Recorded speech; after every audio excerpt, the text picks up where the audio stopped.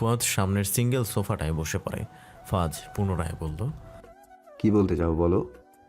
Sir, ম্যামের সাথে যে তিনজন বেশ ক্লোজ এবং সন্দেহের তালিকায় ছিল, পূর্ব, অরা, অরিন, তাদের ডিটেলস আর ছবি নিয়ে এসেছি। এছাড়া তারা প্রতিদিন কোথায় যায়, কি করে, কার সঙ্গে কথা বলে, সব ইনফরমেশন নিয়ে এসেছি স্যার। যাদের সাথে তারা কথা বলে তাদের নাম্বারও কালেক্ট করে এনেছি কল সেন্টার থেকে।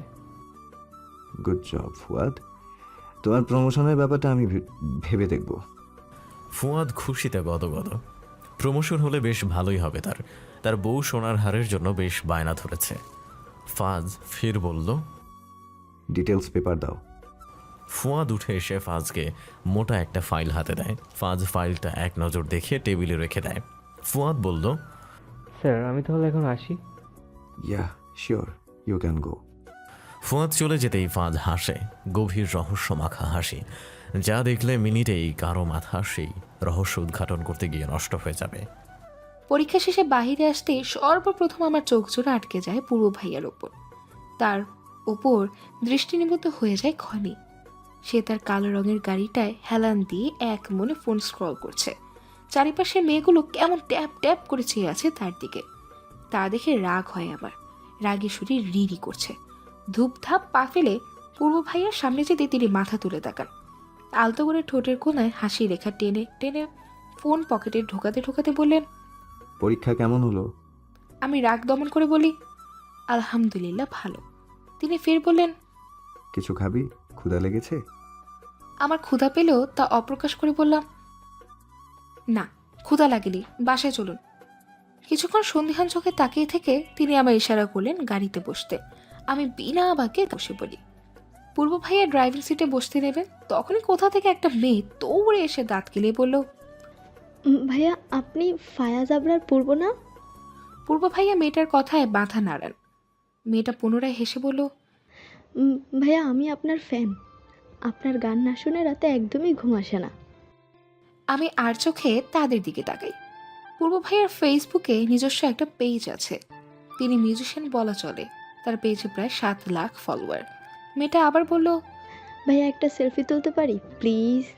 পূর্ব ভাইয়া কিছু বলতে গিয়ে থেমে যায়। আমার দিকে একবার পরখ করে মেয়েটার দিকে তাকিয়ে মুচকি হাসি দেয়। তিনি বললেন, শিওর। আমার হুট করে কেন জানি কান্না করতে ইচ্ছে করছে। ইচ্ছে করি এই ন্যাকা মেয়েটাকে ঠাস ঠাস করে দুটো চড় মারতে।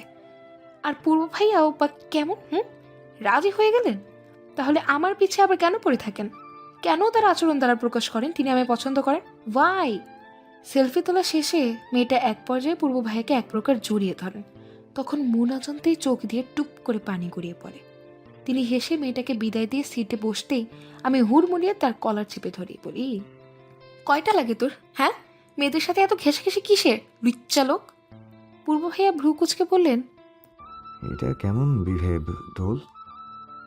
হুঁশ ফিরে আমার। নিজের সিটে বসে লজ্জায় মাথায় নুয়ে নিই। পূর্ব ভাইয়া বেশ খানিকক্ষণ পর বললেন, আর ইউ জেলাস? চমকিত দৃষ্টি দিয়ে তাকাই তার পানে। মাথায় নাড়িয়ে না বলে দিই। খেয়াল হয় তিনি হাসছেন, তৃপ্তিকর হাসি। 2 আঙুল দিয়ে ফাজ সর্বপ্রথম পূর্বের ডিটেলসের ফাইলটা হাতে নেয়। সেখানে পূর্বের একটা হাস্যোজ্জ্বল ছবি রয়েছে। ফাইল রেখে ছবিটা দেখতে দেখতে যেই না মুখের মাস্ক খুলতে যাবে, তখনই কাঁচ দিয়ে আবৃত রুমটায় কেউ প্রবেশ করে। ফাজ মাস্ক খোলা বাদ দিয়ে সেদিকে তাকায়। অরণ্য আর শুভ্র দাঁড়িয়ে, দুজনের মুখেই শত বিরক্তির রেশ।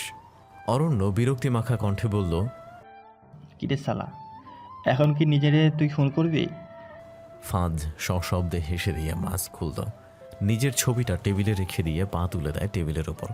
হাস্যরত অবস্থাতেই বলল, আমি কি জানি নাকি ফুয়াদ আমারও ডিটেলস নিয়ে আসবে? এবার শুভ্র বলল, হ, আরও নিজের পরিচয় লোকায় রাখ, সবাই তোরে চুম্মা দিবে। পূর্ব ফের হাসে। হাসার সময় ওর 2 গালে টোল পড়ে, যা দেখতে অতীব মোহনীয়, নজর কাড়া হাসি। শুভ্র বলল, ওই পূর্ব, হাসিস না, আমার বুকের বা পাশটায় কেমন জানি করে।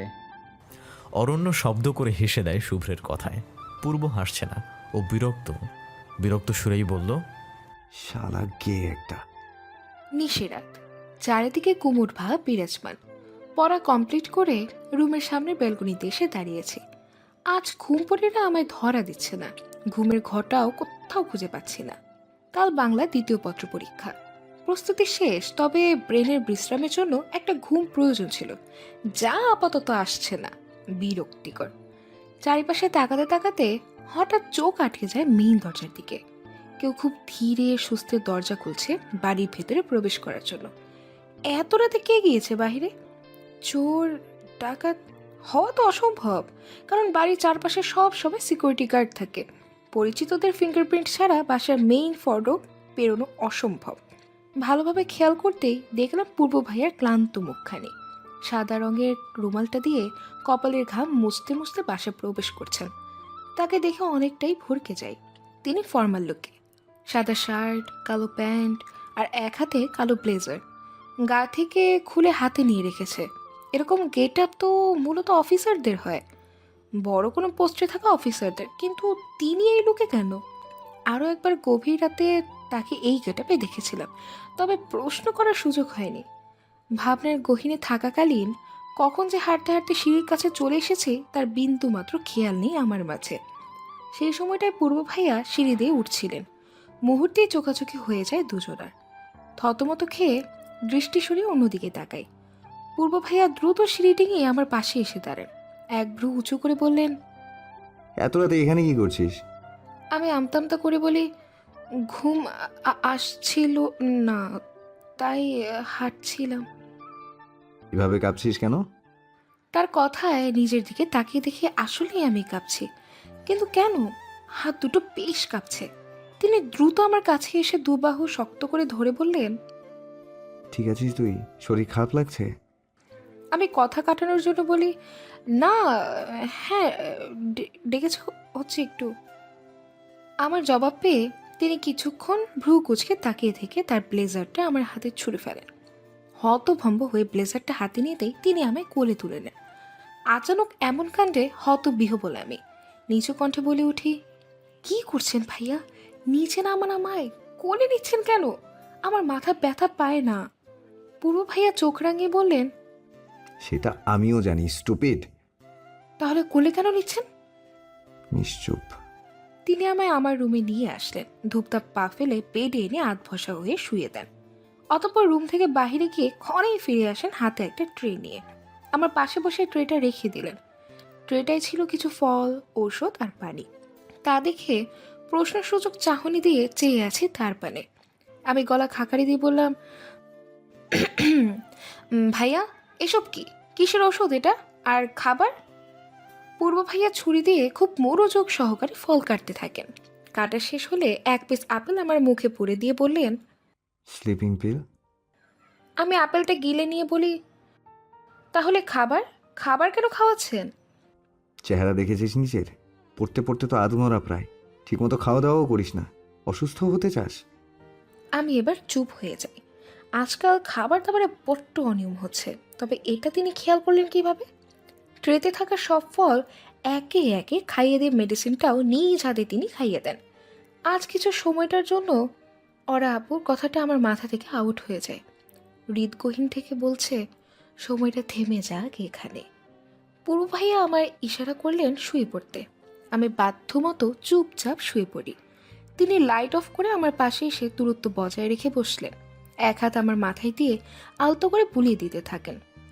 আমি তার মুখ পানে দৃষ্টি দিতেই তিনি গম্ভীর কণ্ঠে বললেন, ঘুমা, চোখ বন্ধ কর ফার্স্ট। তার আদেশ মতো চোখ দুটো নিমিষেই বন্ধ করে নেই। খানিক মাঝে ঘুমের সাগরে পাড়ি দিই। হঠাৎ করে মনে হলো, আহা, জীবনটা কত সুন্দর, তবে সেটা শুধুমাত্র তিনি পাশে থাকলে। বাংলা দ্বিতীয় পত্র পরীক্ষাটা অতটা ভালো হয়নি আমার। অন্য পরীক্ষার একটু বেশি ভালো হলেও আমার কাছে এটা খারাপ। আর একটু ভালো হতে পারত। পরীক্ষা খারাপ হওয়াতে আজ দুঃখ ভারাক্রান্ত মন নিয়ে পরীক্ষার হল থেকে বের হই। মনটা বিষিয়ে আছে। গেট দিয়ে বের হতেই খেয়াল হয় পূর্ব ভাইকে। আজ তিনি মাস্ক পরে আছেন, চোখে কালো রঙের সানগ্লাস। গরমে উত্তাপ তাপে ঘেমে গিয়েছেন অনেকটা। আমাকে দেখেই তিনি এগিয়ে আসেন। ভিড়ের মধ্য থেকে একদম একজন বডিগার্ডের মতো সুন্দরভাবে বের করে এনে গাড়ির কাছটা নিয়ে যান। পূর্ব ভাইয়া শার্টের হাতে দিয়ে কপালে ঘামটুকু মুছতে মুছতে বললেন, কি হয়েছে? ফেস রিয়াকশন এমন কেন? আমি বিষণ্ণ ভরা কণ্ঠে বলি, পরীক্ষা অতটা ভালো হয়নি। আমার কথা সম্পূর্ণ হওয়ার পরপরই পেছন থেকে অরিন কটাক্ষ করে বলল, আইসে পরীক্ষা অতটা ভালো হয়নি। ভাইয়া, এই মাইয়া মিথ্যে বলে। শুধুমাত্র একটা এমসিকিউ এর উত্তর তা মনমতো হয়নি বলে বলতেছে পরীক্ষা ভালো হয়নি। আজাইরা, আর দেখ গিয়ে কত মানুষ ফুল অ্যান্সারই করতে পারেনি। অরিনের কথায় তীক্ষ্ণ চোখে তাকায় পূর্ব ভাইয়া আমার দিকে। আমি আমতা আমতা করে অরিনের দিকে অগ্নি দৃষ্টি দিই। ও সেই দৃষ্টি উপেক্ষা করে বলল, ভাইয়া, আমি আজকেও অরণ্য ভাইয়ার সাথে যাব। টাটা। অরিন চলে যায়। সেদিকে তাকিয়ে আমি। তখনই পূর্ব ভাইয়া বললেন, এতটা লেম কারণে বলিস যে তোর পরীক্ষা ভালো হয়নি, আবার মন খারাপ করে আছিস এই কারণে? ফাজিল। আমি মিনমিনিয়ে বলি, একটা এমসিকিউ এর তো অনেক মূল্য, তাই না ভাইয়া? তিনি শাসনের সুরে বললেন, একদম আমাকে জ্ঞান দিবি না, যা সিটে বস। আর মুখ এমন বানিয়ে রাখলে থাপ্পড় একটাও মাটিতে পড়বে না দোল, মাইন্ড ইট। কথাটি বলে তিনি গটগট করে ড্রাইভিং সিটে বসে পড়েন। আমি কিছুক্ষণ হাসপাস করে নিজে গিয়েও ফ্রন্ট সিটে বসে পড়ি। আর চোখে তার দিকে তাই দেখি তিনি বেশ রেগে আছেন। আজও এতটা সামান্য কারণে রাগার কি হলো? অদ্ভুত লোক। গ্রীষ্মকাল বিরাজমান। চারিদিকে ঠাঠা রোদ্দুর এড়িয়ে আজ বিরাট আকাশ পানে ফালি ফালি কালো মেঘের হানাগোনা চলছে। মেঘেরা গড়গড় আওয়াজ দিচ্ছে। মেঘ থেকে বিপুল পরিমাণে চার্জ মাটিতে নেমে এসে তা বজ্রপাতে রূপান্তর হচ্ছে। ক্ষণের মাঝেই শুরু হয় ঝড়ের তাণ্ডব। ধুলোবালি দিয়ে পুরো শহরটাকে আষ্টে পৃষ্ঠে বেঁধে ফেলছে যেন। তবে তার কিছু সময় পরেই নামে ঝুম বৃষ্টি। চারিদিকে এটে সেটে থাকা ধুলোবালি ধুয়ে দিয়ে স্বচ্ছতায় পরিণত করছে। নির্জীব গাছগুলো যেন মুহূর্তেই সজীবতা ফিরে পেল। হাতে করে হুমায়ুন আহমেদের অপেক্ষা বইটি নিয়ে প্রকৃতি বিলাস করছি। আজই পরীক্ষা শেষ হলো। দেখতে দেখতে যে কিভাবে একটি মাস পার হয়ে গেল তার বিন্দু মাত্র খেয়ালই নেই। পরীক্ষা শেষ হওয়া মাত্রই নিজেকে খাঁচা থেকে মুক্ত হওয়া পাখির মতো লাগছে। তবে বেশিক্ষণ যে মুক্ত থাকতে পারবো না তা নিশ্চিত। ভর্তি পরীক্ষার জন্য ফের প্রস্তুতি নিতে হবে, তাও আবার মেডিকেল ভর্তি পরীক্ষা। এই 1 মাসে নিজেকে পূর্ব ভাইয়ের থেকে গুটিয়ে চলেছি। পূর্ব ভাইকেও তেমন আমার কাছে আসতে দেখিনি। আজকাল যখনই তার মুখপানে তাকায় তখনই লক্ষ্য হয় হাজার চিন্তার রেশটুকু। এত কিসের চিন্তা? তবে প্রশ্নটা জিজ্ঞেস করা হয়নি, আর হয়েও উঠবে না হয়তো। অরাপু আর কিছুদিনের মাঝেই দেশে ফিরবে, এটা মনে করতেই বুকের গহীনে কেমন হাহাকার ভাবটা জন্মে ওঠে। পূর্ব ভাইয়েরও ছুটি বেড়েছে। 3 মাসের জায়গায় তিনি 6 মাস থাকবেন। এটা শুনে মনটা ভালো হওয়ার থেকেও বিষিয়ে গিয়েছে। আমি কি পারবো চোখের সামনে তাদের দুজনকে এক হতে দেখতে? সন্ধ্যা নেমেছে ধরণীর বুকে। মাথায় ওড়না টেনে অজু করে সুষ্ঠুরূপে নামাজ সম্পূর্ণ করি। হুট করে দরজার নক করার শব্দ প্রতিফলিত হয়ে আমার কানে এসে বাড়ি খায়। হাতের জায়নামাজটা সঠিক জায়গায় রেখে দিয়ে মাথার ওড়নাটা ফেলে দিই। দরজা খুলতেই আমার সর্বপ্রথম নজরে আসে পূর্ব ভাইয়ের মুখখানি। তাকে দেখি বুকের হৃদস্পন্দন তার স্পন্দিত হওয়ার গতিটা বেড়ে যায়। কাপা কণ্ঠে আমি বলি, ভাইয়া কিছু বলবেন? পূর্ব ভাইয়া মাথা নাড়িয়ে হ্যাঁ বলল। অতঃপর আমায় এক প্রকার ধাক্কা দিয়ে তিনি ভেতরে ঢুকে যান। ভেতরে প্রবেশ করে ঠাস করে দরজাটা লাগিয়ে দিয়ে আমার দিকে এক অদ্ভুত দৃষ্টি দেন। আমি কাঁধে ফেলে রাখা ওনার শেষাংশটুকু দিয়ে আঙুল পেঁচাতে থাকি। অস্বস্তি হচ্ছে তার সামনে দাঁড়িয়ে থাকতে। পূর্ব ভাই বড় বড় পা ফেলে আমার নিকটে এসে দাঁড়ান। আমি মাথা তুলে কিছু বলবো তার আগে তিনি আমায় শক্ত করে জড়িয়ে ধরেন। আমার কাঁধে নিজের থুতনি রেখে পিঠে আড়াআড়িভাবে নিজের বলিষ্ঠ হাত জোড়া স্থাপন করেন। আকস্মিক কাণ্ডে আমি হতবিহ্বল। তা এইভাবে জড়িয়ে ধরার কারণটা আমার বোধগম্য হচ্ছে না। ফের আমি কাপাটে কণ্ঠে প্রশ্ন করি, ভাইয়া কি হয়েছে? এভাবে জড়িয়ে ধরে আছেন কেন? ভেসে আসে কয়েক গুচ্ছ গম্ভীর শব্দ ফালি। তিনি বললেন, আমার ইচ্ছে, হোয়াটস ইয়োর্স? তার উত্তর শুনে আমি ভ্যাবাচাকা খেয়ে যাই প্রায়। আজও এ কেমন কথা? হঠাৎ কথা বলা থেমে যায় আমার। শব্দগুচ্ছগুলো দলা পাকিয়ে গলার কাছেই আটকে পড়ে। আমার কানে ভেসে আসছে ধুক ধুক শব্দ, পূর্ব ভাইয়ার হৃদস্পন্দনের শব্দ, যেন তারা আমার নামে স্পন্দিত হচ্ছে। হঠাৎ পূর্ব ভাইয়া আমায় আরেকটু শক্ত করে চেপে ধরে ফিসফিসিয়ে বললেন, শুনতে পাচ্ছিস হৃদস্পন্দনের শব্দ? তোর নামে স্পন্দিত হচ্ছে। কথাটা শ্রবণ করা মাত্রই শিহরণ বয়ে যায় মনে, অনন্য ভালো লাগার শিহরণ। তবে সব ভালো লাগাগুলো কে এক সাইডে রেখে ধাক্কা দিই পূর্ব ভাইয়াকে। তিনি আমায় আলতো করে জড়িয়ে ধরেছিলেন, হয়তো আশা করেনি আমি তাকে ধাক্কা দেব। আমি মাথায় এদিক ওদিক ঘুরিয়ে বলি, নিজের রুমে যান পূর্ব ভাই, কেউ দেখে ফেলে ভুল ভেবে বসতে পারে, তখন অনেক সমস্যা হবে, প্লিজ যান। পূর্ব ভাই এগোলেন, তার দুহাত দিয়ে আমার গাল চেপে ধরেন, শান্ত কণ্ঠে বললেন, মন থেকে বলছিস চলে যাওয়ার কথা? আমার একবার বলতে ইচ্ছে হলো না। কখন থেকে বলছি না পূর্ব ভাই, আমি যে বাধ্যতার বেড়া জালে ফেসে গিয়েছি আমি। তবে মুখে বললাম, মন থেকেই বলেছি, প্লিজ চলে যান। আমার কথায় তার মাঝে চলে যাওয়ার কোনো ব্যতিব্যস্ততা লক্ষ্য করলাম না। তিনি ধূপধাপ পা ফেলে আমার বেডে গিয়ে শুয়ে পড়েন। চোখ দুটো বড় বড় করে সেদিকে চেয়ে আছি। পূর্ব ভাই আমায় হাতের ইশারায় তার দিকে ডাকেন। আমি নিঃসন্দেহে তার দিকে এগিয়ে যেতেই তিনি আমার হাত ধরে হ্যাচকা টান দিয়ে তার পাশে বসিয়ে দেন। পরিশেষে হুট করে তিনি আমার কোলে মাথা দিয়ে কোমর চেপে চক্ষু চোখল বন্ধ করে নেয়। হতভম্ব হয়ে চেয়ে আছি। ঘটনাটা এতটাই দ্রুত হয়েছে যে আমার বুঝতে একটু বেগ পেতে হয়েছে। আমি ইতস্তত কণ্ঠে বলি, পূর্ব ভাইয়া কি করছেন, আমার কোল থেকে সরুন। তিনি সরলেন না, বরং আরেকটু শক্ত করে ধরলেন। তার গরম নিঃশ্বাস অনুভূত হতেই কেঁপে কেঁপে উঠি। লোকটা এত ট্যারা কেন? কেন সে বারবার আমার কাছেই আসে, আমায় তার প্রতি চরমভাবে দুর্বল করে দেয়? পূর্ব ভাইয়া বললেন, হেডেক হচ্ছে অনেক, মাথা চেপে দে তো। খানিক সাহস নিয়ে বলি, পারবো না, আপনি রুমে গিয়ে ওষুধ খেয়ে ঘুমিয়ে পড়ুন। যাব না, মাথা চেপে দে, ব্যথায় শ্বাস নিতে কষ্ট হচ্ছে। আমি ঠোঁট প্রসারিত করে কিছু বলবো, তার আগেই তিনি ঠোঁটে আঙুল দিয়ে বললেন, আরেকটা কথা যদি বলিস তাহলে আমি অন্য কিছু করব, নয়তো কড়া শাস্তি দিব। বল, এটা চাস তুই? মাথা নেড়িয়ে না বলি, কাপাটে হাত দিয়ে তার মাথায় রেখে আস্তে আস্তে ম্যাসাজ করতে দিতেই ক্ষণেই তিনি ঘুমিয়ে যান। অদ্ভুত, এত তাড়াতাড়ি কেউ ঘুমাতে পারে? কানাডার এক আলিশান হোটেলে মাতাল হয়ে পড়ে আছে অরা। চোখের কার্নিশে এখনো ফোঁটা ফোঁটা পানি বহমান। কর্কশ ফোনের অ্যালার্মে নড়ে চড়ে উঠে বসা অরা মাথা চেপে ধরে চারপাশে তাকায়। দীর্ঘশ্বাস বেরিয়ে আসে বুক চিরে, চোখের কার্নিশে থাকা পানিটুকু মুছে নেয়। কাল রাতে ক্লাবে আসার পর আর বাসায় যাওয়া হয়নি। অতীতে সে হানা দিয়েছিল ওর দরে।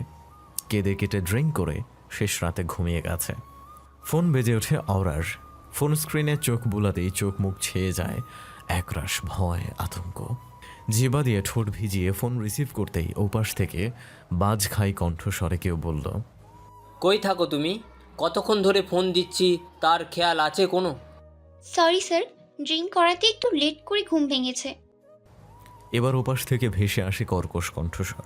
সে বলল, তোমাকে আমি ক্লাবে ড্রিঙ্ক করে মাতাল হয়ে পড়ে থাকার জন্য টাকা দিই না। আবার কাজে ফোকাস করো। বাংলাদেশে যাওয়ার সময় ঘনিয়ে এসেছে, তার খেয়াল আছে? নিজের পরিবারের প্রতি কি তোমার মায়া নেই? তুমি কি চাও ওদের আমি মেরে ফেলি? ওরা উত্তেজিত কণ্ঠে বলল, এমন আর দ্বিতীয়বার হবে না স্যার। আপনি প্লিজ আমার পরিবারের কোনো ক্ষতি করবেন না। আপনি যেমনটা চেয়েছিলেন তেমনই হবে। দোলার লাইফ ধ্বংস করে দেব, ওর পরিবারকে কষ্টে কষ্টে শেষ করে দেব। শয়তানি হাসি দেয় অপর পাশের ব্যক্তি। সেই হাসি শুনে গা গুলিয়ে আসে ওরার। কি বিশ্রী হাসির শব্দ। ওপাশ থেকে বলল, ওয়ার্ডস লাইক গুড গার্ল। মিশনের মূল পয়েন্ট মনে আছে তাহলে? শুনে রেখো আরও একবার, আমাদের এত বছরের মিশন শুধুমাত্র দোলা এবং ওর পরিবারকে ধ্বংস করা, আবরার ম্যানসন ধ্বংস করা। ওরা সায় জানিয়ে ফোন কেটে দেয়। চোখ দিয়ে বেয়ে পড়ে বর্ষণের মতন পানি। আজানের মতো কানে এসে বাড়ি খেতেই চট করে কাঁচা ঘুমটা ভেঙে যায়। পূর্ব ভাইয়ের মাথায় হাত বুলিয়ে দিতে দিতে কখন যে চোখ লেগে এসেছে খেয়াল নেই। পুরোটা সময় আমি চেয়েছিলাম পূর্ব ভাইয়ার সম্মোহিতকারী মুখশ্রীর দিকে। চোখ খুলতে বেশ অবাক আমি বেডে কিভাবে, তাও আবার বালিশে মাথা দেয়া। আশেপাশে তাকিয়ে পূর্ব ভাইয়াকে খোঁজার চেষ্টা চালাতে তাকে কোথাও দেখতে পেলাম না। চলে গেছেন বোধ হয়। যাক, না হলে কেউ দেখে ফেলে কেলেঙ্কারি ঘটে যেত। আমি আবার ঘুমোতে বালিশে মাথা দিব, তখনই হন্তদন্ত হয়ে প্রবেশ করে অরিন। বিরক্তিমাখা চাহনি দিয়ে ওর মুখ পানে তাকাই। মেয়েটা কখনো স্থির রূপে রুমে প্রবেশ করবে না। অরিন অস্থির কণ্ঠে বলল, দোস্ত, একটা ব্যাড নিউজ আছে। আমি একটু নড়ে চড়ে বসে বলি, কি ব্যাড নিউজ? অভ্র ভাইয়ার বিয়ে ঠিক হয়েছে। তো এখানে ব্যাড নিউজের কি আছে আজব? আরে কার সাথে বিয়ে ঠিক হয়েছে জানিস? কার সাথে? অরিন লম্বা শ্বাস টেনে বলল, তোর সাথে। তোর সাথে। কথাটা কর্ণকুহরে বাড়ি খেতে আমি স্তব্ধ। আমার বিয়ে অভ্র ভাইয়ের সাথে? চোখের কার্নিশে পানি এসে জমে। শেষে কিনা যাকে পছন্দ করতাম তার বড় ভাইয়ের সাথে বিয়ে। অভ্র ভাইয়ের সাথে বিয়েটা শত চেষ্টা করেও আর আটকানো সম্ভব হয়নি আমার পক্ষে। বাবার কঠোর আদেশ, অভ্র ভাইয়াকে বিয়ে করতেই হবে। বাবাকে বলার সাহসটি হয়নি যে আমি অভ্র ভাইকে বিয়ে করব না, তবে মাকে বলেছিলাম। মায়ের উত্তর ছিল এরূপ, দেখ দোল, এই বিয়েটা ভাঙা সম্ভব না মা। তোর বাবা আর তোর বড় চাচুর অনেক ইচ্ছা ছিল তার ছেলেদের মধ্যে একজনকে তোর সাথে বিয়ে দিবে। অভ্র বড়, তাই অভ্রর সাথেই বিয়ে ঠিক করেছে তোর। না করিস না মা, তোর বাবা আর তোর চাচার মনটা তাহলে ভেঙে যাবে। তখন আমার কথাটা শুনে বলতে ইচ্ছে হয়েছিল, আম্মু, আমি পূর্ব ভাইকে বিয়ে করব, তবে তার সাথে বিয়ে হওয়াটা যে অসম্ভব প্রায়। তিনি যে অন্য কারো। রুমে দরজা লাগিয়ে একাধারে কেঁদে চলেছি। এত কষ্ট কেন হচ্ছে? কাল সকালে এঙ্গেজমেন্ট আর কাবিন হবে। অতঃপর আমার মেডিকেল কোর্স কমপ্লিট হলে ধুমধাম করে বিয়ে দেওয়া হবে। পূর্ব ভাইয়া বাসায় নেই, তিনি ঢাকার বাইরে এক গুরুত্বপূর্ণ কাজে গিয়েছেন। সেখানে নেট থাকবে না, তাই আগে থেকে বলে দিয়েছেন ফোনে না পেলে টেনশন না করতে। পূর্ব ভাইয়া আরও 3 দিন পর আসবে, কিন্তু ততদিনে তো বিয়েটা হয়ে যাবে। এটা মনে হতে কষ্টটা আরও দ্বিগুণ হয়। জীবনে এত কষ্ট কেন? এই কষ্টের ঘণ্টা যে বড্ড বেদনাদায়ক। আধারের মায়া কাটিয়ে প্রকৃতিতে এসেছে স্নিগ্ধ ভোরের আলো। সূর্যিমামা সবে মাত্র পৃথিবীতে উকি দিয়েছে। পাখি কিচিরমিচির শব্দে মুখরিত চারিপাশ। বেলকনিতে দাঁড়িয়ে এক দৃষ্টিতে বাহিরে তাকিয়ে আছে। চোখ দুটো লাল হয়ে আছে। মাথা ব্যথার যন্ত্রণাটা যেন ক্রমশই বাড়ছে। বাহির থেকে দৃষ্টি সরিয়ে রুমের দিকে তাকাই। বেডে লেহেঙ্গা রাখা, সাথে কিছু গয়না। এগুলো বড় চাচি দিয়ে গিয়েছেন রেডি হওয়ার জন্য। একটু পর পার্লার থেকে মেয়েরা আসবে। সকালে এঙ্গেজমেন্ট আর সন্ধ্যার দিকে কাবিন ঠিক হয়েছে। আমি শূন্য দৃষ্টি দিয়ে সেদিকে চেয়ে আছি। মন বারবার একটাই প্রশ্ন সৃষ্টি করছে, পূর্ব ভাই কি আসবে না? ওরা একটা পরিত্যক্ত গোডাউন এসেছে, পরের ওয়েস্টার্ন ড্রেস, চোখে মুখে খুশিরা উপচে পড়েছে। আজ কতদিন পর সে এতটা খুশি জানা নেই। ওরা সামনে এগিয়ে যায়। সামনে থাকা কাঁচের গ্লাসটায় পাসওয়ার্ড দেওয়া মাত্রই দরজা খুলে যায়। দরজা খোলার পর তার সামনে দৃশ্যমান হয় একজন লোক আর একজন মহিলাকে, যাদের দুজনকে চেয়ারের সাথে বেঁধে রেখেছে। পাশেই রয়েছে একটা ছেলে, বয়স 22 কি দেই সবে। তাকে শিকল দিয়ে বেঁধে রাখা হয়েছে। ওরা তাদেরকে দেখে হু হু করে কেঁদে দেয়। কি অবস্থা হয়েছে তার বাবা মার! ইস, ভাইটার দিকে তো তাকানোই যাচ্ছে না। শিকল দিয়ে বেঁধে রাখাতে তাদের হাতে ঘা হয়ে গেছে। ওরা মৃদু পায়ে এগিয়ে যায়। এখানে উপস্থিত এই 3 জন মানুষের মধ্যে কারোরই ঠিক মতো জ্ঞান নেই। ড্রাগ দিয়ে নিস্তেজ করে রাখা হয়েছে। ওরা সর্বপ্রথম পা টেপে টেপে তার মায়ের কাছে যায়। আলতো করে হাত রাখে মায়ের মাথায়। সাদা পাকা মিশ্রণের চুলগুলোতে আদুরে হাত বুলিয়ে দেয়। চোখ দিয়ে এখনো পানি ঝরছে। ওরা হাঁটু গেড়ে বসে মায়ের কানে ফিস ফিস করে বলল, আর কয়েকটা দিন মা, জাস্ট আর কয়েকটা দিন। তারপর তোমাদের এই নরক থেকে আমি নিয়ে যাব, খুব দূরে নিয়ে যাব তোমাদের। তখন কোনো কালো ছায়া তোমাদের স্পর্শ করতে পারবে না। কান্নারত কণ্ঠে কথাগুলো বলে ওরা উঠে দাঁড়ায়। বাবা আর ভাইয়ের কাছে গিয়ে দাঁড়িয়ে চটজলদি রুমটা থেকে বেরিয়ে আসে। তাকে বেশিক্ষণ থাকার অনুমতি দেয়া হয়নি। 1 মাসে শুধু একবারই দেখা করার অনুমতি দেয়া হয়, তাও 4-5 মিনিটের জন্য। ওরা বের হতে কি তার ফোনে কল আসে। চোখের পানিগুলো মুছে নিয়ে কল রিসিভ করে সে। ওপাশ থেকে ভারী সুরে কেউ বলল, দেখছো? জি স্যার। ফাইন, এখন কাজে লেগে যাও। মিশন সফল হলে পরের দিন বাবা মা ভাইয়ের সাথে থাকতে পারবে। জি স্যার। ওরা ফোন কেটে দেয়। এখন তাকে কঠোর পরিশ্রম করতে হবে। সামনে যে বেশ কিছু ফেস করতে হবে তাকে। তার জন্য সর্বপ্রথম নিজেকে তৈরি করা প্রয়োজন। পার্লারের মেয়েগুলো নিজেদের মতো করে আমায় সাজাতে ব্যস্ত, তবে সেদিকে আমার কোনো খেয়ালই নেই। পাথর হয়ে বসে আছি। অনুভূতি শূন্য মানবী নিজেকে মনে হচ্ছে। মা এসেছিল 2 বার। অসহায় দৃষ্টি দেওয়াতে তার চোখ পানি ছাড়া কিছুই দেখতে পারিনি, তাই আমি আর কোনোরূপ প্রতিক্রিয়া করিনি। যা হচ্ছে হোক। অরিন এসে আমায় নিচে নিয়ে যায়। নিচে যেতেই আমার দৃষ্টি যায় অভ্র ভাইয়ার ওপর। কালো রঙের পাঞ্জাবি পরে গম্ভীর হয়ে ফোনে কথা বলছেন। হঠাৎ করে মনে হলো, আচ্ছা অভ্র ভাইয়া কি এই বিয়েতে রাজি? তিনি তো আমায় তার ছোট বোন মনে করেন, তার তো এই বিয়েতে মত দেওয়ার কথা ছিল না। পরক্ষণে মনে হয় হয়তো তিনি আমার মতোই বাধ্য। অভ্র ভাইয়া কখনো তার বাবার আদেশ অমান্য করেন না, একদমই না। নিচে নেমে এসে অরিন আমায় অভ্র ভাইয়ার পাশে বসিয়ে দেয়। কিছুক্ষণের মাঝে এঙ্গেজমেন্ট হয়ে যায়। আমি হয়ে যাই অভ্র ভাইয়ার বাগদত্তা। ভাবতেই দুমড়ে মুচড়ে শেষ হয়ে যাচ্ছে ভেতরটা। শ্বাসকষ্ট শুরু হয়ে মারা যাব মনে হচ্ছে। সন্ধ্যা নেমেছে। পুরোটা দিন অস্থিরতা আর কান্নার মাধ্যমে কেটেছে। হাঁসফাঁস করেছি শুধু। মন শুধু বলতো এই পূর্ব ভাই আসলো বলে এসেই তিনি বিয়েটা ভেঙে দেবেন, কঠোর কণ্ঠে বলবেন আমি তার, শুধুই তার। তবে তা হয়নি। ফের আরেক দফা সাজাসাজি করানো হলো। আবারও আমার অমতে। চিৎকার করে কাঁদতে ইচ্ছে করছে। নিয়তি এত নিষ্ঠুর কেন? হাতের রিংটার দিকে তাকালে ইচ্ছে করে ছুঁড়ে ফেলে দেই। যত দূরে ছুঁড়ে ফেলা সম্ভব তত দূরে। আর কিছু সময় পরেই কাবিন। আত্মীয় স্বজন তেমন কাউকে ইনভাইট করেনি। ছোট করে খুব তাড়াহুড়ো করে বিয়েটা করানো হচ্ছে। তবে এতটা তাড়াহুড়ো করার কারণটা বোধগম্য হচ্ছে না। রুমে সবাই যখন আমার সাথে ছিল তখন অরিন তাড়াহুড়ো করে দৌড়ে এসে হাঁপাতে হাঁপাতে বলল, তোমাদের বড় মা ডাকছে, ওখানে যাও, দোলাকে একা থাকতে দাও। সবাই অরিনের কথা শুনে বেরিয়ে যায়। আমি নির্বাক দৃষ্টিতে বাইরে তাকিয়ে আছি। তখন অরিন পিছু থেকে বলল, হয়েছে, আর মরার মতো থাকতে হবে না। যার জন্য এভাবে আছো সে এসে গেছে। অরিনের কথা শুনে আমি চমকিত পানে ওর দিকে তাকাই। সে একটা হাসি দিয়ে বেরিয়ে যায়। আমি এখনো বুঝতে পারছি না অরিন কি বলল, কার কথা বললো, কে এসেছে। হুট করে রুমটা পুরো অন্ধকার হয়ে যায়। শুধু রুম নয়, পুরো বাড়ি। দমকা বাতাসে ভেসে আসে এক সুপরিচিত ঘ্রাণ। মোহমিও সেই ঘ্রাণটা নাকে বাড়ি খেতে ফুপিয়ে কেঁদে দিই। তখনই আমার ঘাড়ে কারো স্পর্শ টের পাই। কিছু বলতে নেব, তার আগেই কেউ রুমাল দিয়ে মুখ বেঁধে দেয়। কানের কাছে ফিসফিসিয়ে বলল, একদম ছটফট করবি না, যেখানে নিয়ে যাচ্ছি চুপচাপ যাবি। পূর্ব ভাইয়া।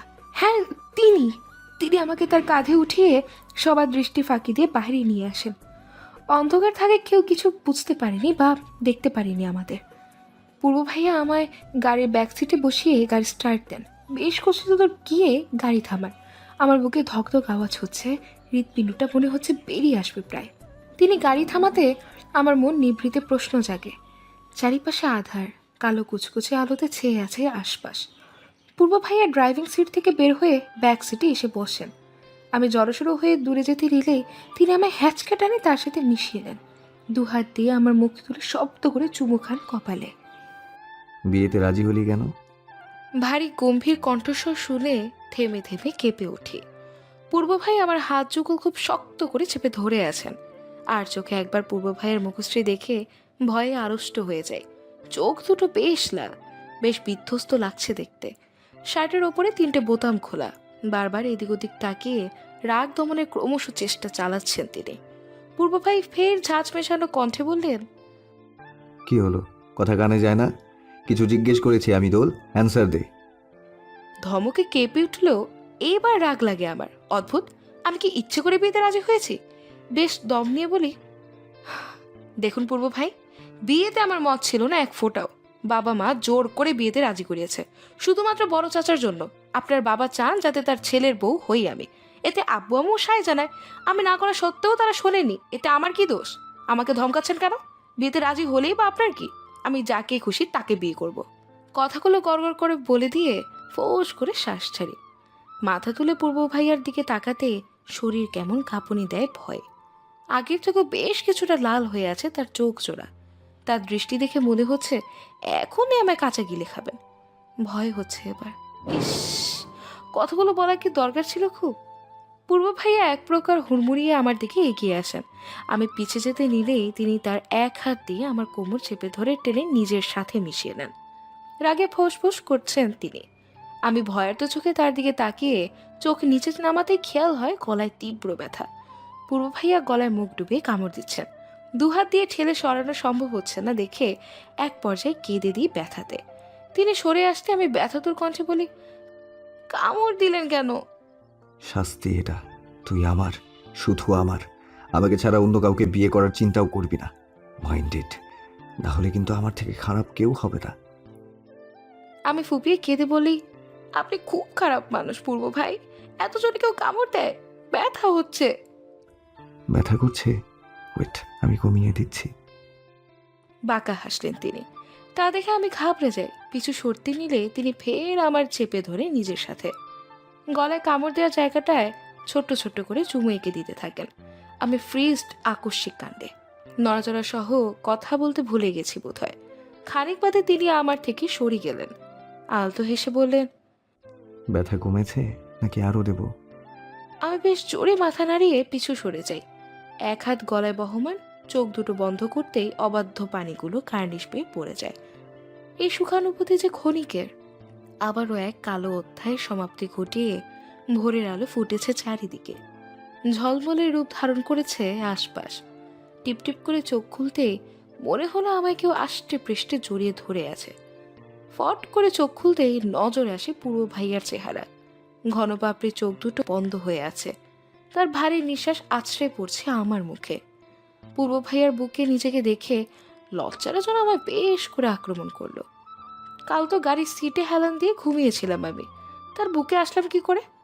ঘুমে যাওয়ার পর কি পূর্ব ভাই আমায় তার বুকে আগলে নিয়েছেন? হয়তো। ইস, লজ্জায় লাল নীল হতে হতে একসময় গুটিয়ে যায়। নতুন নতুন অনুভূতি জাগ্রত হচ্ছে তার প্রতি। দিনকে দিন তার থেকে দূরে সরার বদলে আমার তার সাথে জড়িত নতুন অনুভূতির জন্ম হচ্ছে। এভাবে যে তার থেকে দূরে থাকা বেশ কঠিন হয়ে যাবে আমার জন্য। পূর্ব ভাইয়ার বলিষ্ঠ হাতজোড়া নিজের কোমর থেকে সরাতে নিলে আরো শক্ত করে ঝাপটে ধরেন তিনি। অসহায় চাহনি দিয়ে তার দিকে তাকাতেই তিনি হুট করে চোখ খুলে নেন। এই মুহূর্তে লজ্জাটা আরো বেশি লাগছে, খুব বেশি। তোর গাল দুটো এত লাল হয়ে আছে কেন? পূর্ব ভাইয়ার প্রশ্ন শুনে আমি গুটিয়ে যাই। এক পর্যায়ে তিনি আমায় ছেড়ে দেন। ফের বললেন, ইউ নো হোয়াট, তোকে এখন কতটা কিউট লাগছে। ইচ্ছে করছে তোর গাল দুটো সহ তোকে গিলে ফেলি। আমি কুকড়ে গিয়ে তার দিকে অবাক চাহনিতে তাকাই। কি অসভ্য এই লোক, মারাত্মক অসভ্য তিনি। ড্যাব ড্যাব করে তাকিয়ে থাকার এক পর্যায়ে তিনি আমার গাল টেনে টুপ করে চুমু খান।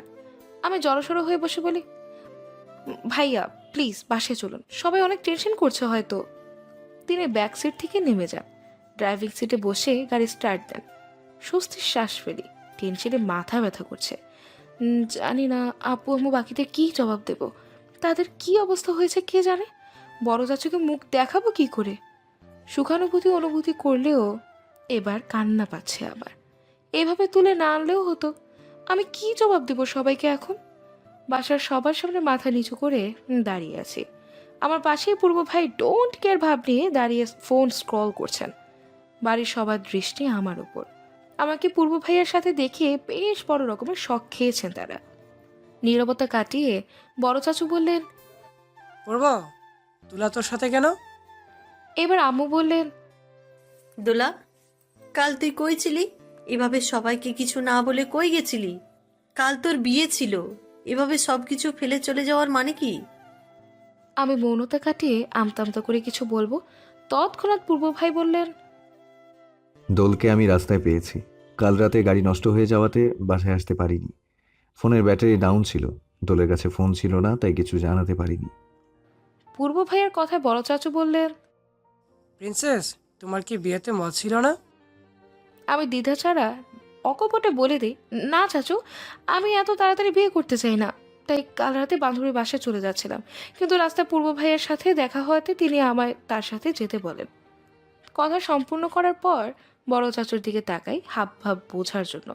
বড় চাচু খানিক হেসে বললেন, ও এই কথা, আগে বলোই হতো মামনি, সমস্যা নেই। তোমার স্টাডি কমপ্লিট হলেই অব্রর সাথে বিয়ে হবে। আপাতত এঙ্গেজমেন্ট হয়েছে, তাতেই থাকুক। আমি হতাশ পানে তাকাই ফ্লোরে। ভেবেছিলাম চাচু হয়তো ভিড়টা ভেঙে দেবেন, কিন্তু হলোটা কি? সেই তো অভ্র ভাইয়ার বাগদত্তা হয়েই থাকতে হলো। পূর্ব ভাইয়ের দিকে তাকাতেই খেয়াল হলো তার চোখে মুখে চাপা রাগ। তবে পরিস্থিতির কারণে তিনি তার রাগটা প্রকাশ করতে পারছেন না। পূর্ব আর অভ্র ভাইয়া দুজন তাদের বাবা মাকে যথেষ্ট সম্মান করেন। তাদের কথা অমান্য আজ পর্যন্ত করেননি। আমার ভয় হচ্ছে শেষ পর্যন্ত বিয়েটা হয়ে যাবে না তো। রুমে এসে দরজা লাগিয়ে পরনের গয়নাগুলো মেঝেতে ছুঁড়ে মারি। কান্নারা দলা পাকিয়ে গলার কাছটা আটকে ছটফট করছে। দরজায় নকের শব্দে হুঁশ ফিরে আমার। চটপট করে চোখের পানিগুলো মুছে নিয়ে দরজা খুলতেই দেখি অব্র ভাইয়া দাঁড়িয়ে। তাকে দেখে আমি কিছুটা চুপসে যাই। অপরাধ বোধ কাজ করছে। তাকে এই মুহূর্তে আমার রুমে আমি আশা করিনি।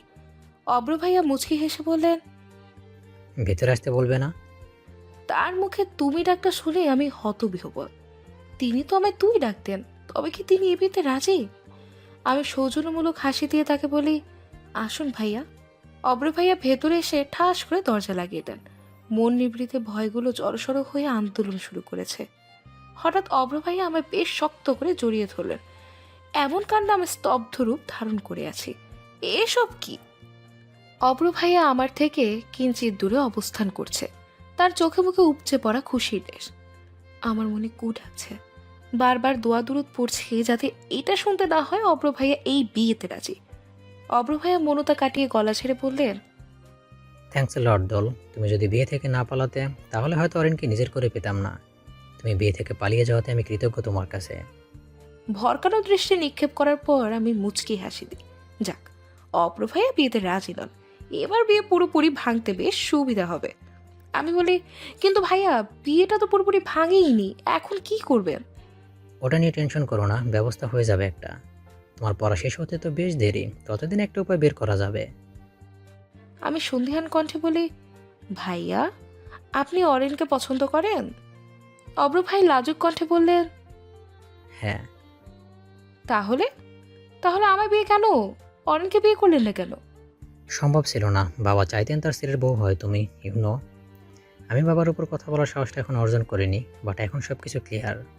হাতে অনেক সময় আছে, ম্যানেজ করে নিবে। Thanks again. হ্যাঁ, আসি। আমি মুচকি হাসি দিয়ে সায় জানাই। অব্র ভাইয়া দরজা খুলে বেরিয়ে যান। মনে প্রশান্তির ঢেউ বয়ে গেল। অরিনের জন্য কয়েকদিন খারাপ লেগেছিল। রোহান ওকে ধোকা দিয়েছে। মেয়েটা ভেতর থেকে বিষিয়ে গেলেও বাইরে তার প্রকাশ করতো না। তবে আমি তো বুঝেছিলাম ওর মনের কথা। অব্র ভাইয়ার সাথে বিয়ে হলে অরিন সুখী হবে। কথাগুলো ভেবেই তৃপ্তিময়ী হাসি দিই। তখনই হন্তদন্ত হয়ে রুমে দরজা খুলে প্রবেশ করে পূর্ব ভাই। তাকে দেখে এলোমেলো লাগছে অনেকটা। তিনি দ্রুত পায়ে এগিয়ে এসে বললেন, অভ্র ভাইয়া তোর রুমে কেন এসেছিল? কি বলেছে? তার কণ্ঠে চাপা কষ্ট আর রাগের আভাস। আমি শান্ত কণ্ঠে বলি, থ্যাঙ্কস বলতে এসেছে। থ্যাঙ্কস? বিয়ের আসর থেকে পালানোর জন্য থ্যাঙ্কস বলেছেন। তিনি নিজেও এই বিয়েতে রাজি নন। ভাইয়া অরিনকে পছন্দ করেন, কিন্তু চাচুকে বলতে পারেননি। পূর্ব ভাইয়া দীর্ঘশ্বাস ছেড়ে শান্ত দৃষ্টি দেন। অতঃপর তিনি বললেন, ভাইয়া অরিনকে পছন্দ করে?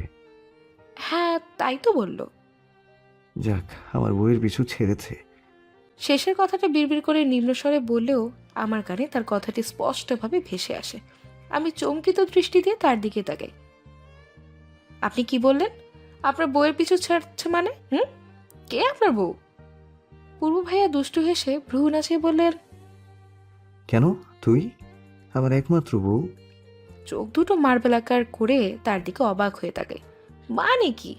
বিয়ে হলো কবে? পরিশেষে বলি, আপনি পাগল? আমি আপনার বউ হতে যাব কেন? হ্যাঁ, আমাদের বিয়ে কবে হলো? পূর্ব ভাইয়া আমার দুহাত ধরে তার কাছে টেনে নেন। অস্বস্তিমূলক দৃষ্টি দিয়ে তার মুখ পানে চেয়ে আমি সামনে কি করতে চাচ্ছেন তা বোঝার জন্য অগাধ চেষ্টা চালাই মন কুঠোরে। তবে আমি ব্যর্থ। এই লোককে বোঝা দেয় কঠিন। পূর্ব ভাই বললেন, আইনগত বা ধর্মীয়ভাবে বিয়ে না হলেও আমাদের বিয়ে মনগতভাবে হয়ে গেছে, যাকে বলে মন বিয়ে। মন থেকে 3 কবুল বলে আমি তোকে আবার হৃদমোহনী বানিয়েছি। আমার রাজ্যের রানী তো শুধু তুই। আমার স্নিগ্ধ প্রেমের সম্মোহনে সম্মোহিতকারী ব্যক্তিটাও তুই। চোখে পানি টলমল করছে। মাথা নিচু করে পূর্ব ভাইয়ের অগোচরে চোখের পানি মুছে দিই। তিনি আমার চোখের পানি দেখলে ভয়ঙ্কর কাণ্ড ঘটিয়ে ফেলবেন। তার সামনে শান্তিতে 2 ফোঁটা চোখের পানিও বিসর্জন দেওয়া যায় না। দুপুর হয়ে এসেছে। পূর্ব ভাইয়াকে সেই মুহূর্তটা আমি রিপ্লাই দিতে নিব, তখনই তার ফোনে কল আসে, যার ফলস্বরূপ তিনি তাড়াহুড়ো করে চলে যান। তিনি যাওয়ার ফলে আমি একটা কঠিন সিদ্ধান্ত নিই, যে সিদ্ধান্তটা আমার, পূর্ব ভাইয়া আর অরাপু 3 জনের জন্যই ভালো। আম্মু রুমে আসে মুখ কালো করে। আমি তা দেখে মলিন হাসি দিই। আম্মু বলল, দরকারটা কি? এখান থেকে চলে যাওয়ার? সামনে তোর ভর্তি পরীক্ষা। আমি মলিন কণ্ঠে বলি, তো কি হয়েছে আম্মু? ভাইয়ার ওখানে থাকলে আরো ভালো প্রিপারেশন নিতে পারবো। আর আমি তো আর একা যাচ্ছি না, তোমরাও যাচ্ছ। যাচ্ছি তো। কত বছর এই আবরার ম্যানশনে কাটিয়েছি, সবার প্রতি মায়া জন্মে গেছে। এভাবে হুটহাট চলে যাব? আচ্ছা, এভাবে চলে যাওয়ার সিদ্ধান্ত কেন মা? কিছু হয়েছে? আমি মাথা নাড়িয়ে না বলি। আম্মু হতাশা চাহনিতে তাকিয়ে বলল, সব কিছু গুছিয়ে নে, সায়ান আসছে, একসাথে বের হব। আম্মু চলে যায়। আমি সেদিকে অশ্রু ভরা দৃষ্টিতে তাকিয়ে বেডে বসে পড়ি। আবরার ম্যানশন ছেড়ে আজ নিজেদের বাসায় চলে যাব। হঠাৎ করেই এই সিদ্ধান্ত নেয়া। বাবাকে জানানোর পর তিনি প্রথমে বেশ কষ্ট পান। এতটা বছর এখানে কাটিয়ে এখন শুধুমাত্র অরা আপুর জন্য কতগুলো মানুষকে কষ্ট দিচ্ছি আমি। বাবা বেশ কষ্ট পেয়েছে তা আমি জানি, তবে আমার আর ভাইয়ার কথা ভেবে পরক্ষণে তিনি রাজি হয়ে যান। আমরা আপাতত গুলশানে নিজেদের ডুপ্লেক্স বাড়িটায় উঠব, যেখানে এতদিন বড় ভাইয়া একা ছিলেন। ভাইয়া ভার্সিটির ওখান থেকে কাছে হওয়াতে তিনি ওখানেই থাকতেন। আজ আমরা চলে যাব একেবারের জন্য। তার জন্য বসার সবার মন খারাপ, কিন্তু আমি বাসায় থাকা কিছুতেই পূর্ব ভাইয়ার থেকে দূরে থাকতে পারবো না, তিনি দেবেন না। গুলশান থেকে এখানে জায়গাটা বেশ দূরে, মাঝখানে অনেক ব্যবধান।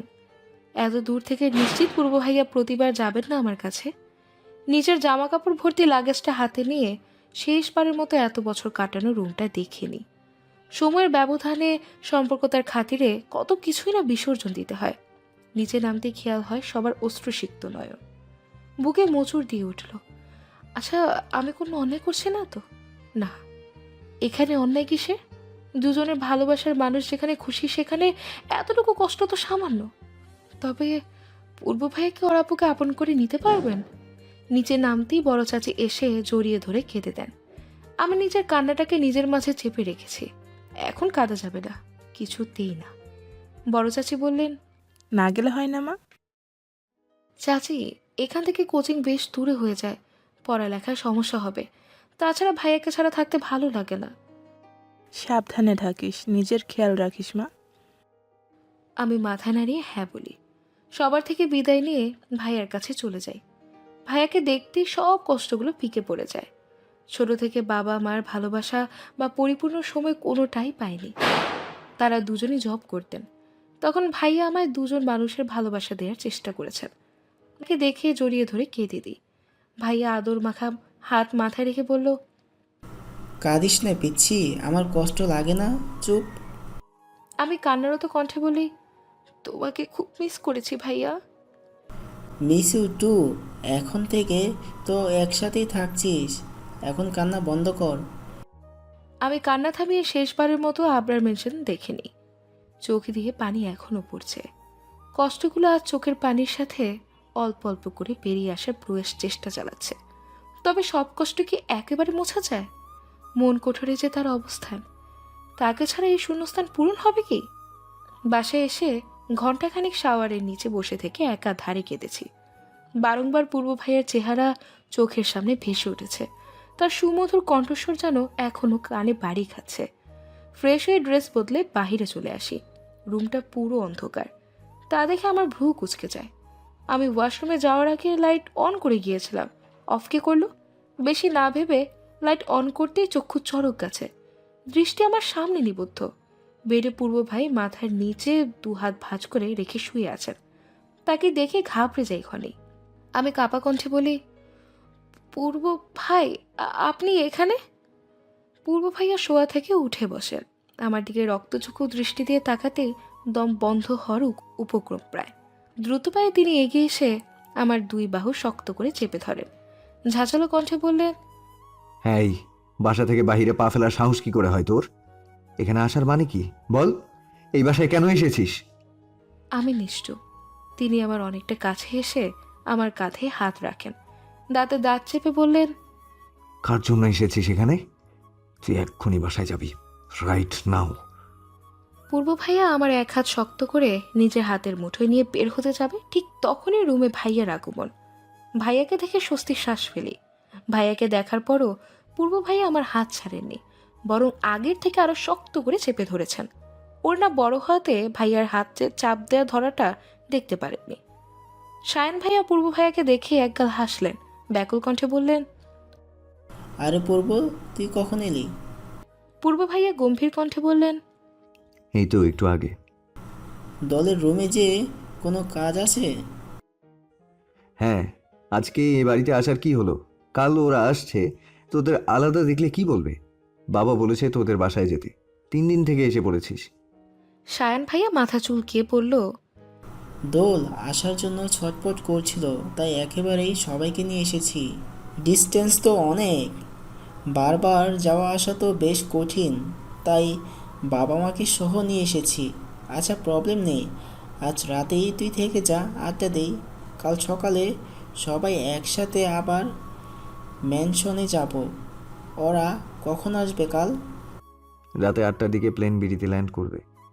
তাহলে তো হলোই, আজ তুই এখানেই থাক, রুমে আয়, কতদিন কথা হয় না। সায়ন ভাইয়ার ফোন বেজে উঠল হঠাৎ। তিনি পূর্ব ভাইয়াকে ইশারায় আসতে বলে বেরিয়ে যান। ভাইয়া চলে যেতে পূর্ব ভাইয়া আমার হাতের উল্টো পিঠে একটা চুমু খেলেন। মাথার সামনে এসে থাকা অবাধ্য ছোট চুলগুলোকে পিছে ঠেলে দিয়ে কিছুটা দৃঢ় কণ্ঠে বললেন, রাত 2টোর সময় ছাদে আসবি। 1 মিনিটও দেরি হলে খবর আছে। 1 মিনিট ইকুয়াল 60 সেকেন্ডস। 60টা চুমু খেতে হবে আমায় 1 মিনিট লেট হলে। Mind it. কথাগুলো বলে এক মুহূর্ত না দাঁড়িয়ে গটগট করে চলে যায় পূর্ব ভাই।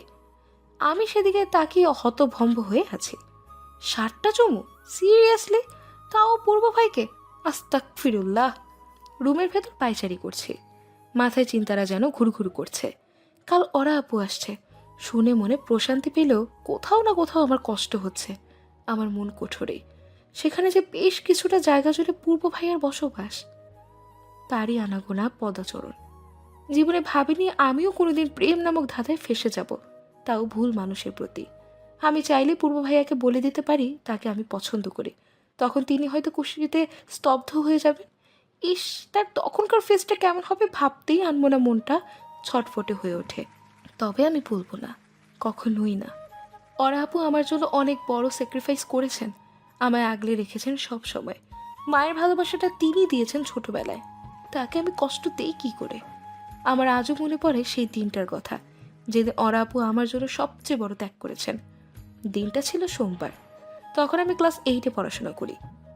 আর 10টা স্বাভাবিক দিনের মতো আমি হাসি খুশি বাড়ি ফিরতে নিলে পথিমধ্যে পথ আটকায় কিছু বখাটে। তাদের দেখে রুহ কেঁপে ওঠে আমার। ছেলেগুলো ছিল এলাকার নাম করা মাস্তান, 2 দিন ধরেই আমায় বাজে চোখ দিয়ে দর্শন করত। ছোট হওয়াতে সেদিন বুঝতে পারিনি কিছু। বখাটে সেই ছেলেদের মাঝে থাকা ফাহিম নামক এক ছেলে আমার মুখে রুমাল বেঁধে পাশের ঝোপঝাড়ে আড়ালে নিয়ে যায়। ততক্ষণে ভয়ে আমি কেঁদে কেটে অস্থির। ঝোপের আড়ালে নেওয়া মাত্রই উপস্থিত 2জন লোলুপ দৃষ্টিতে তাকায় আমার দিকে।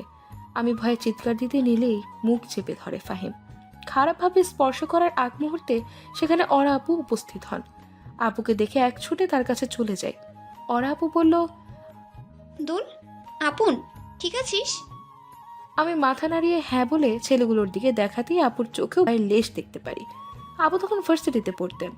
ওরা আপুকে সেই 2টো বখাটি এসে ধরে ফেলে। আমাকে ধরতে নিলে ওরা আপু আমায় ধাক্কা দিয়ে সরিয়ে দিয়ে পালিয়ে যেতে বলে, কিন্তু আমি পালানোর বদলে আপুর কাছে যেতে নিলে তিনি রেগে বলেন, দোল যাবি, ওরা ভালো না, তোকে ছাড়বে না। কিন্তু আপনি তুমি আসবে না? ফাহিম ততক্ষণে ওরা আপুর ওড়না টেনে ধরেছে। আরেক ছেলেকে নির্দেশ দেয় আমায় ধরতে। বিশ্রী হেসে বলে, ওই যে ওই ছোটটারে ধরে আন, 2টা সেই দেখতে। তৎক্ষণাৎ ওরা আপু চিল্লিয়ে বলল, দোল যা তুই, আমার টেনশন করিস না, যা বোন। দ্বিতীয় ছেলেটি কাছাকাছি চলে আসতেই আমি কান্না করতে করতে রাস্তায় চলে আসি।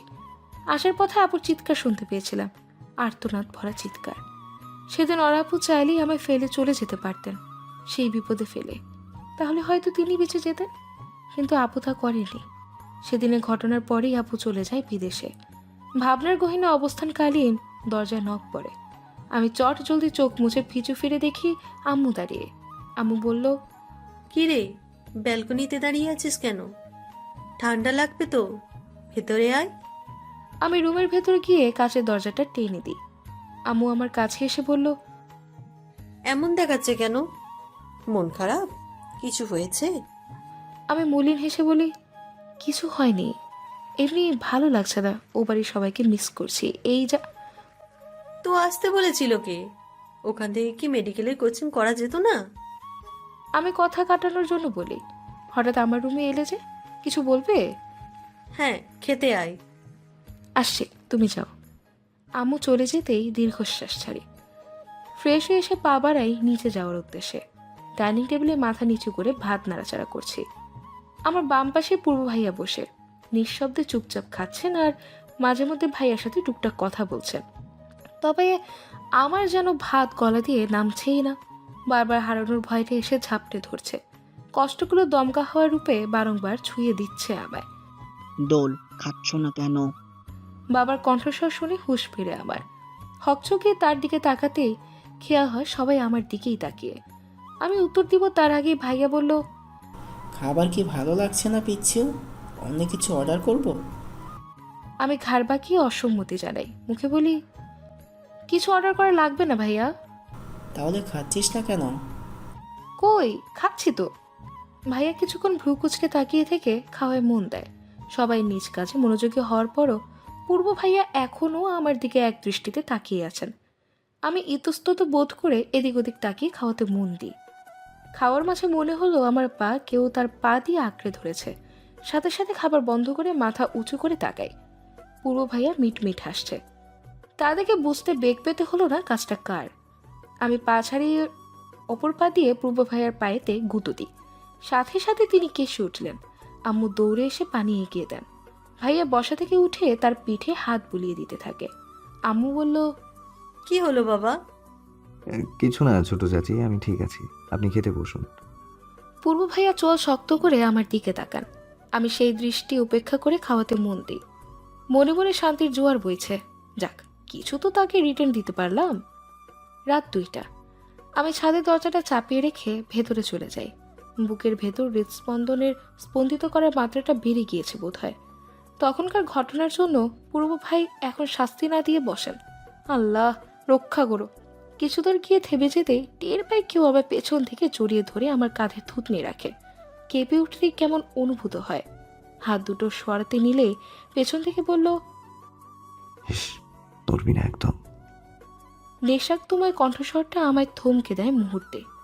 আহা, কি কণ্ঠস্বর! এমন কণ্ঠস্বর মানুষেরও হয়?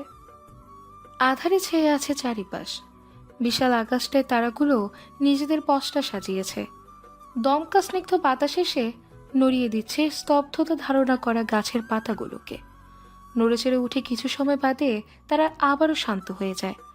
আজ আকাশে চাঁদের দেখা নেই। অমাবস্যাও চলছে প্রকৃতিতে।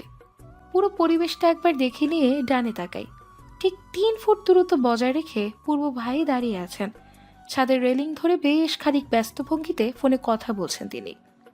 পেছন থেকে জড়িয়ে ধরে যখন তিনি আমায় শাস্তি দেওয়ার পায়তারা করছিলেন, তখনই ফোন বেজে ওঠে তার। শত বিরক্তি নিয়ে ফোনের স্ক্রিনে তাকিয়ে ছাদের ডান পাশে চলে যান তিনি। প্রশান্তি ভরা শ্বাস ত্যাগ করে প্রকৃতি থেকে বিশুদ্ধ অক্সিজেন গ্রহণ করি আমি। চলে যাই বাঁ পাশটায়। আধা ঘন্টার মতো হবে তিনি একাধারে ফোনে কথা বলে চলেছেন। পূর্ব ভাইয়ার চোখ ফাঁকি দিয়ে ছাদ থেকে বেরোনোর চেষ্টা করতেই সেকেন্ডের মাঝে তিনি আমায় লক্ষ্য করে ফেলেন। ফোন কানে রেখে কথা বলতে বলতে আঙুল দিয়ে শাসিয়ে চুপচাপ দাঁড়িয়ে থাকতে বলেন। আমি বাধ্য মতো চুপটি করে বসে পড়ি ছাদের দোলনাটায়। এতক্ষণ পূর্ব ভাইয়াকে ঠিক মতো খেয়াল করিনি, তবে হঠাৎই আমার চক্ষু যুগল যেন অনুমতি ছাড়াই তার দিকে চলে যায়। ড্যাব ড্যাব করে স্ক্রল করা শুরু করি তাকে।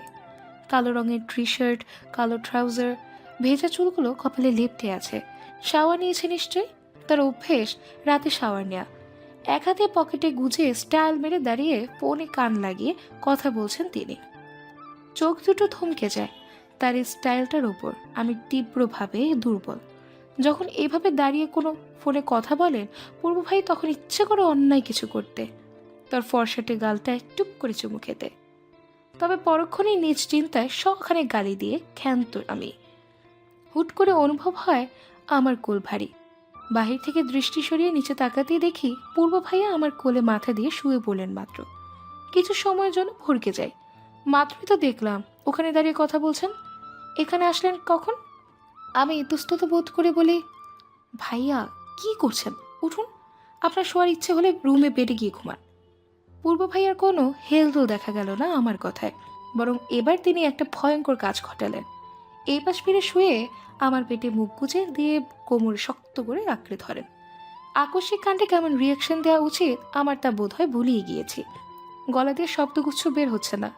কণ্ঠের খাত নামিয়ে বলি, পূর্ব ভাইয়া প্লিজ সরুন, কেউ দেখে ফেলে কি ভাববে? কেউ যাতে না দেখে তার জন্যই তো রাত দুটোয় আসতে বলেছি। তোর বাড়ির সবাই ঘুমে পানি, আর দেখলেও বা কি, আমার কিচ্ছু যায় আসে না। দেখলে আমার জন্য ভালো, জলদি তোকে নিজের কাছে নিয়ে যেতে পারবো। আমি একটু নড়ে চড়ে বসি, দম বন্ধ হয়ে আসছে। হাঁসফাঁস করে বলি, আপনি কি কিছু বলতে চান ভাইয়া? এখানে এত রাগেতে ডাকার মানে কি? কিছু না বলার থাকলে আমায় যেতে দিন, ঘুম পাচ্ছে। পূর্ব ভাইয়া কোল থেকে মাথা সরিয়ে উঠে বসেন। ছোট্ট করে একটা শ্বাস ফেলে তার দিকে তাকাই। পূর্ব ভাইয়া আমার দিকেই তাকিয়ে এক দৃষ্টিতে, গভীর সে দৃষ্টি, যেন কত কিছু বলছেন ওই দু চোখ দিয়ে।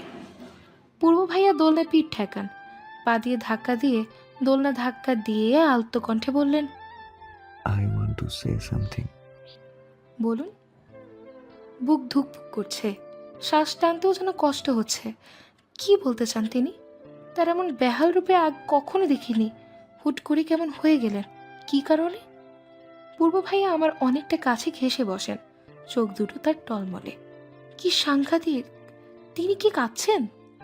আমি অস্থিরতা নিয়ে জিজ্ঞেস করি, ভাইয়া কি হয়েছে? আপনি কাঁদছেন? কিছু কি হয়েছে? আপনাকে হঠাৎ এমন দেখাচ্ছে কেন? পূর্ব ভাইয়া আলতো হাসলেন, ধীর কণ্ঠে জিজ্ঞেস করেন, আমাকে বাট তোকে এত অস্থির দেখাচ্ছে কেন? আমার জন্য চিন্তিত তুই? Say something. আমি সামলে নিই নিজেকে, মাথা নাড়িয়ে না বলি। এতে তার মুখশ্রীতে হতাশার ছাপ দেখা গেল কিছুটা। পূর্ব ভাইয়াকে কিভাবে বলি? তার এই রূপ, এই অবস্থা আমার মনে উথাল পাতাল ঝড় তুলেছে। পূর্ব ভাইয়া ফের বললেন, আজ আমাবস্যা। সোডিয়ামের আলো ছাড়া প্রাকৃতিক কোনো আলো কোথাও নেই। সবার কাছে আজ বৈজ্ঞানিক পদ্ধতির আলো রয়েছে, তবে আমার কাছে চাঁদ আছে, জানিস? সেই চাঁদের আলোতে উজ্জ্বল আমার চারপাশ, আলোকিত আমার একান্ত শহর, স্নিগ্ধ আমার মন গহীন। চাঁদটা যে আকাশের চাঁদের চাইতেও বেশ সুন্দর। I am so lucky. কিন্তু চাঁদটা আমায় আগলে নেয় না কখনো, দূরে দূরে পালিয়ে যায় সব সময়। খুঁজে এনে বাসে রাখতে চাইলেও ফের আমায় ছেড়ে চলে যায়। কথাগুলো শান্ত কণ্ঠে বলে দীর্ঘশ্বাস ছাড়েন তিনি। আমি ভেজা চোখে সেদিকে তাকাই। তিনি পুনরায় বললেন, চাঁদটা কে জানিস দোল? চাঁদটা তুই, আমার একান্ত চাঁদ। মাথা নিচু করে ফুপিয়ে কেঁদে দিই। এই সুখ কি আমার প্রাপ্য? পূর্ব ভাই কি আমার? এই সুখানুভূতি কি একান্তই আমার? এই লোকটা এমন কেন? আমার কান্নার আওয়াজ পূর্ব ভাইয়ের কানে যেতে তিনি এক প্রকার উন্মাদ হয়ে গেলেন যেন। তার বলিষ্ঠ দুহাত দিয়ে আমায় কাছে টেনে নিয়ে দু চোখের পানি মুছে দেন। অশ্রুমাখা চোখ দুটোয় আলতো করে ঠোঁট ছুঁয়ে দেন। উত্তেজিত কণ্ঠে উতলা হয়ে বললেন, কাঁদছিস কেন দোল? কাঁদিস না দোল, প্লিজ, ফর গড সেক। বল কি হয়েছে? খারাপ লাগছে? Don't Cry. আমাকে কি মেরে ফেলতে চাস? তোর চোখের পানি আমায় মরণ যন্ত্রণা দেয়, কষ্ট দিয়ে জর্জরিত করে ফেলে, ক্ষতবিক্ষত করে দেয় ভিতরটা। পূর্ব ভাইয়ের তুমুল অস্থিরতা আর কষ্টের ছাপে এটে সেটে থাকা চেহারা দেখে কান্না আমার মুহূর্তেই থেমে যায়। শান্ত কণ্ঠে বলি, কাঁদবো না। আপনি এত অস্থির হচ্ছেন কেন? তিনি মুখে কিছু না বলে আমায় জড়িয়ে ধরেন। এক হাত পিঠে আর অন্য হাত দিয়ে আমার মাথা বুকের মাঝে চেপে ধরেন। উপলব্ধি করি তার দ্রুত চলা হৃদস্পন্দনের ধুক ধুক শব্দ। হৃদস্পন্দনের স্পন্দিত হওয়ার শব্দ এত মধুর হয়। বাতাসে বাড়ি খেয়ে আমার কর্ণকুহরে ভেসে আসে শান্ত কণ্ঠের আওয়াজ। তিনি বলেন, তোর কান্না আমায় মাত্রাতিরিক্ত কষ্ট দেয়, দহনে পুড়িয়ে ছারখার করে দেয় ভেতরটা। শ্বাস আটকে এসে ছটফট করে হৃৎপিণ্ড। তোর কান্না আমার পক্ষে দেখা সম্ভব না। নেক্সট যদি এক ফোঁটাও আমার সম্পদ নষ্ট করিস বিনা কারণে, তাহলে তোকে কঠিন শাস্তি দিব। শাস্তি? পারেন তো শুধু এটাই দিতে। কেটে যায় বহুক্ষণ। আধারে পর্ব কাটিয়ে আলোয় ঝলমল করে উঠে চারিপাশ। পূর্ব ভাইয়া বাহু ডোরে বন্দি থাকতে থাকতে কখন যে ঘুমিয়ে পড়েছে তার খেয়ালই নেই। ঘুম ভাঙে কারো চিৎকার শুনে। চট জলদি চোখ খুলে দেখি অরিন চোখে হাত দিয়ে দাঁড়িয়ে। পূর্ব ভাইয়ার থেকে নিজেকে ছাড়াতে নিলে তিনি আরও শক্ত করে চেপে ধরেন আমায়। কাদা কাদো মুখে তার চেহারার দিকে তাকাতে দেখি তার চোখ যুগল বন্ধ।